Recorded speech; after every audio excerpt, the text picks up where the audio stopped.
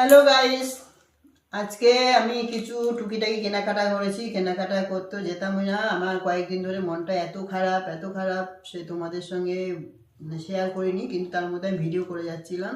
কেন ওটা আমাকে করতেই হবে, নাহলে তোমরা বলবে আমার বন্ধুটা এতদিন ধরে আসছে না কেন।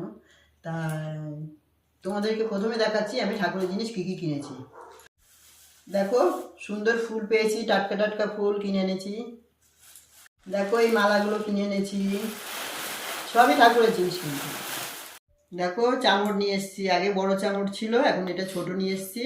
আর ওটাতে একটু কালচে মতন ছিল, এটা পুরো সাদা ধবধবে, রাধা গোবিন্দ তো সাদাই লাগে। আর বড়টার অর্ডার দিয়ে এসেছি, বড়টা ছিল না, বললো দিদি তুমি সরস্বতী পুজোর পরে আসো, আমি এনে রাখবো। ঠিক আছে। আর তোমাদেরকে আমি আরেকটা কথা বলছি, জানো মানে ঈশ্বরের উপরে আস্থা রাখি, তো ঈশ্বর আমাকে সৎ পথটা ঠিক দেখিয়ে দেয়, হয়তো একটু দেরি হয় কিন্তু দেখিয়ে দেয়। তাই কয়েকজন চালাক মানুষ আছে, নিজেদের খুব চালাক ভাবে, তারা আমাদের দুর্বল জায়গাটায়, যে কোনো মানুষ দুর্বল হয়ে থাকে তাদের সুযোগটা সেই চালাক মানুষরা লাগিয়ে দেয়, মানে লাগায়, সরি একটু ভুল বললাম, লাগায়। তা সে হয়তো ক্ষণিকের সুখ পেল, কিন্তু ঈশ্বরের বিচার তো ঠিক বলে না, ঈশ্বরের লাঠির আওয়াজ নেই, কিন্তু খেতেই হবে তার বাড়ি।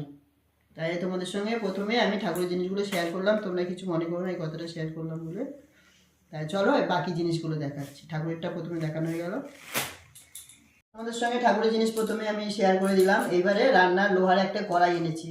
এখন কি বলতো, লোহার কড়াইতে আমরা কেউ রান্না করি না, স্টিলের বাসন অ্যালুমিনিয়ামের বাসন ইউজ করি। ওই জন্য আমাদের মেয়েদের এখন ভীষণ করে, মেয়েদের তো খুবই আয়রনের ঘাটতি হচ্ছে, অ্যানিমিয়াটা বেশি হচ্ছে। আমার যেমন হয়েছে, ডাক্তার বললো আপনি লোহার কড়াইতে রান্না করে খান, যে কোনো লোহার জিনিস ইউজ করুন।